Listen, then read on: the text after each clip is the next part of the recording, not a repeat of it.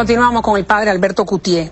Alberto, vamos a hablar de los detalles de Ruama, que le dicen Bunny, para aquel que no sabe, es el nickname de la esposa del padre Alberto, la mafia rosada. Cuando tú dices que hay una mafia rosada, yo te voy a citar unos cuantos pasajes del libro y tú me vas a abundar. Tú dices, hay una política de don't ask, don't tell, que es la misma que tiene el ejército norteamericano con los homosexuales. No preguntes y no digas. Si tú no dices, yo no pregunto, y viceversa.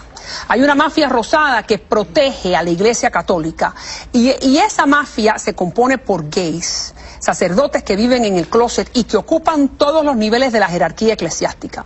También dices que esta mafia rosada promueve su propia agenda y que suelen ser las mismas personas que muestran tendencias homofóbicas en el público o en el confesionario. Además, los amigos reciben las mejores parroquias, son nombrados monseñores y ascienden a ciertas posiciones. Y hay un obispo que es conocido como la Reina del Sur en una diócesis. Pero wow, para los hermanos católicos que nos están mirando, que aman a su iglesia, esto tiene que ser muy fuerte. Yo la amo. Abunda. También. Sí, yo también amo esa iglesia. Yo creo que cuando uno critica sin fundamento o dice las cosas sin fundamento, eso es muy malo. Como muchos titulares que han dicho, el padre Alberto ataca a la iglesia. Yo no estoy atacando a la iglesia católica. Yo creo que estoy diciendo experiencias que yo viví durante casi 25 años discerniendo, preparándome y viviendo el sacerdocio. Esto no es un ataque sin fundamento. Esto es lo que yo viví y lo que vi con estos ojos. Pero nadie se atreve a decir esto. Bueno, es que nadie quiere pasar a 8 años en un seminario para vivirlo. Nadie quiere aguantar palo, ¿no? Durante 15 años de aguantar cosas. Y no solamente eso. Esto que yo digo no se aplica a todos los sacerdotes. No, claro. Pero ciertamente se aplica a un grupo de sacerdotes que tienen mucha influencia. Y usted le pregunta a casi cualquier sacerdote, no solamente en Estados Unidos, América Latina, y te dicen, sí, realmente es así. Hay gente que usa la posición y la situación para proteger a otros que están en situaciones similares. Esto ha salido en los...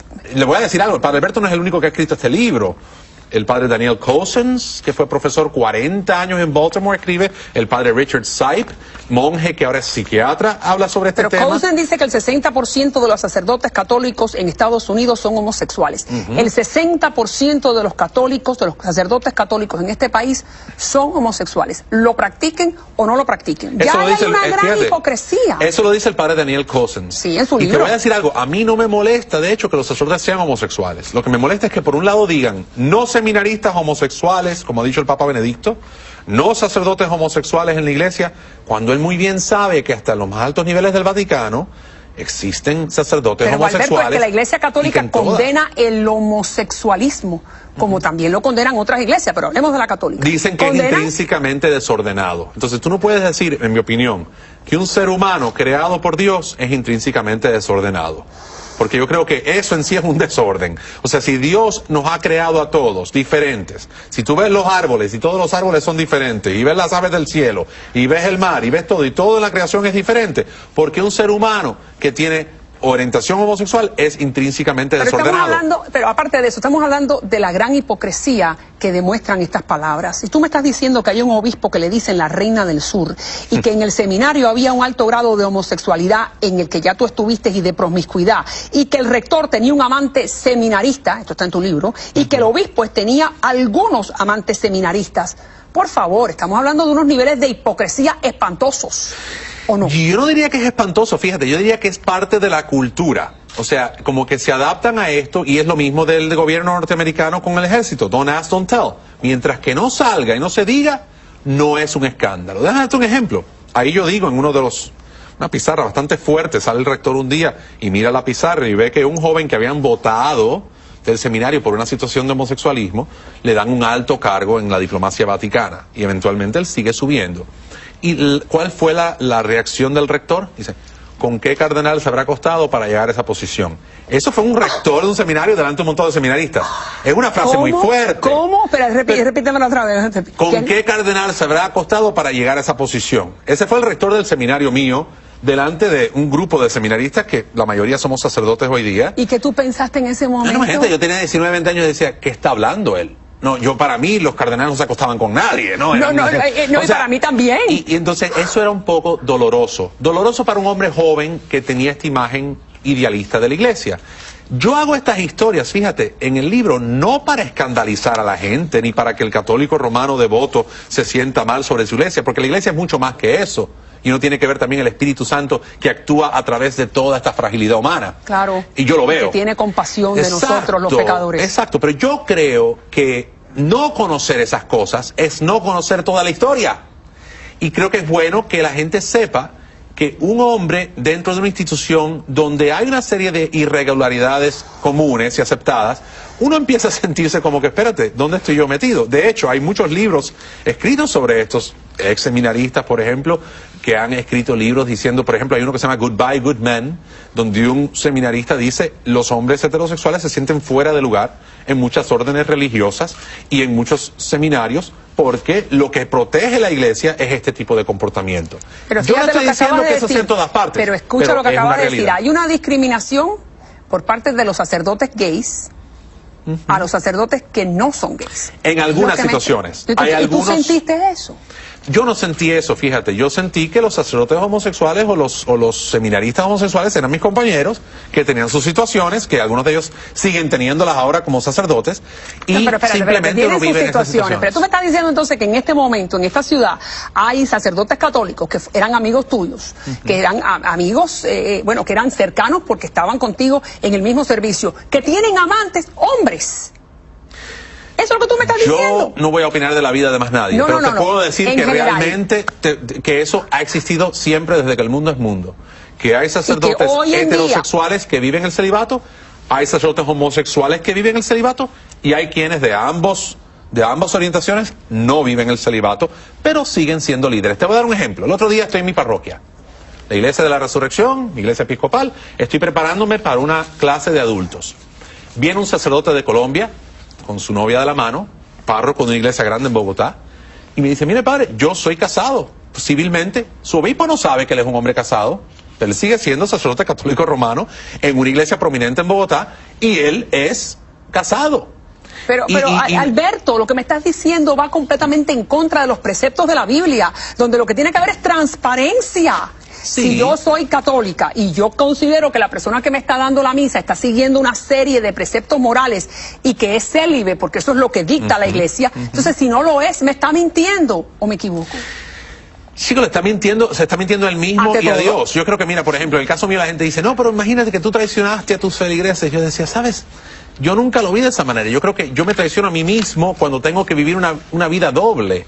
Cuando tú no puedes decir abiertamente, mira, yo estoy enamorado y quiero vivir. Lo único que yo lamento en todo este proceso, realmente, es no haber salido antes, que los paparazzi me vieron aquel día en la playa, a decirle a la gente, ¿saben qué? Yo estoy enamorado de esta mujer, yo ya no pienso que muchas de estas ideas, porque no era solamente el celibato, una serie de ideas. Yo no creo que una pareja que usa la píldora, o se atan los tubos, o hacen una vasectomía, o es divorciada, o están divorciados, que están cometiendo pecado mortal. Yo creo que hay gente que simplemente no cabe en ese cajón, pero siguen yendo ahí a la iglesia y comulgan. Bien. Y yo te digo, está bien que comulguen, pero la iglesia dice que no pueden, porque casi todo el mundo tiene un problema. Si tú estás in vitro para tener hijos, tampoco puedes tener la comunión condones. Porque es... Y vamos a hablar de ese momento de la iglesia, de la playa, que bueno, todos lo vimos, y vamos a ir ahí próximamente, pero háblame un poquito más de cuando estos sacerdotes que tú me estás diciendo que algunos de ellos llevan una vida homosexual, le niegan la absolución a los gays, a las lesbianas, que vienen pidiendo algún tipo de sosiego porque se sienten en pecado. Esa es una historia que yo cuento en el libro, que fue real. Yo estaba en un confesionario un día y me acuerdo que una joven, creo que de buena intención, vino y me dijo, mire padre, yo estoy luchando con esto, esta es mi situación, esta es mi orientación. Yo no lo podía ver porque está al otro lado de la pantalla, pero me imagino que era una persona bastante joven, y me dice, yo me siento mal porque el padre tal me dijo que yo me voy al infierno, que estoy en pecado mortal, porque estoy muy mal, porque esta situación. La gente siempre dice, te voy a decir su versión, no estoy seguro que el padre le dijo eso, pero el padre más o menos le hizo entender a ella que tenía una situación muy grave y que no podía comulgar. Y cuando me preguntó a mí, y le digo, bueno, ¿y qué pasó? ¿Cómo fue que pasó esto? Porque empezó a llorar y eso. Le digo, pero porque era una ¿quién niña te dijo esto? Se sentía lesbiana. Y sí, de repente me dijo el padre tal, y me dio el nombre del padre. Y de verdad, yo no le dije nada a ella. Pero yo por dentro, y lo cuento en el libro, me sentí tan mal porque ese padre tenía reputación de tener su pareja y de estar en otra situación de homosexualismo. Y decía yo, ¿cómo es que la misma gente, siendo homosexual dentro de la iglesia, discriminan tanto a estas personas que vienen buscando ayuda. O sea, y te voy a decir, hay algo maravilloso en ser episcopal, y te digo esto, que en nuestra iglesia hay gente ultra conservadora, hasta el punto que son hasta más conservadores que muchos católicos romanos, y hay gente ultra liberal, ¿no? Yo quisiera pensar que no soy ni de un extremo ni del otro, pero la realidad es que a todo el mundo se le acepta y se le respeta, y no se le impone ser algo que no son. Y si hay un sacerdote que es homosexual, se sabe que esta persona por lo menos se compromete o al celibato o a vivir en una pareja decentemente y no a esta promiscuidad de ir visitando los clubes gays. Porque hay que recordarle a los amigos que nos están mirando que los episcopales, la iglesia a la que pertenece Alberto ahora, permite que haya obispos gays, que haya... tenemos uno que es abiertamente gay y digo yo, bueno, ok, tienes uno que es abiertamente gay que lo dice, pero aquí tienes decenas de ellos que lo son y están enclosetados, ¿no? Así que, ¿cuál es la diferencia? Vamos a hablar de los episcopales más adelante, porque yo sé que yo soy episcopal por la mañana y cristiana evangélica por la noche, porque mi hija está en una iglesia episcopal. Una mujer me llamó la atención, era hermosa, con una figura impresionante, cabello largo y oscuro y ojos claros, miel profundo. Cuando nuestros ojos se encontraron, fue sencillamente magnético. Algo hizo clic. Durante 11 años tú estuviste enamorado de Booney, tu actual esposo. Ahora me vas a contar cómo fue la playa. Ya regreso.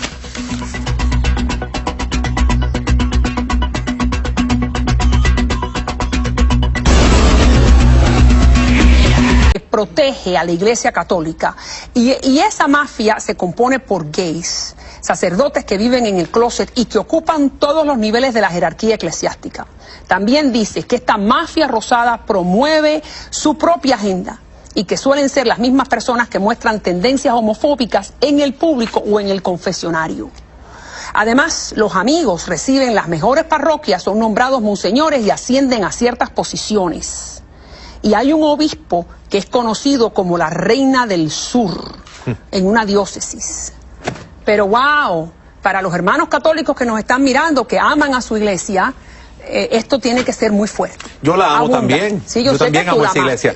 Yo creo que cuando uno critica sin fundamento o dice las cosas sin fundamento, eso es muy malo. Como muchos titulares que han dicho, el padre Alberto ataca a la iglesia. Yo no estoy atacando a la iglesia católica. Yo creo que estoy diciendo experiencias que yo viví durante casi 25 años, discerniendo, preparándome y viviendo el sacerdocio.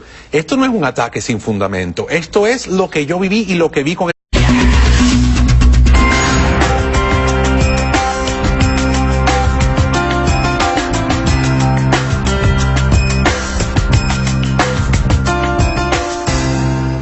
Continuamos con el padre Alberto Cutié.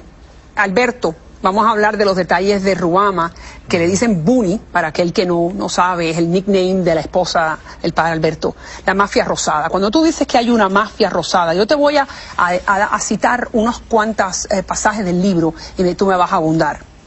Tú dices, hay una política de don't ask, don't tell, que es la misma que tiene el ejército norteamericano con los homosexuales. No preguntes y no digas. Si tú no dices, yo no pregunto y viceversa. Hay una mafia rosada que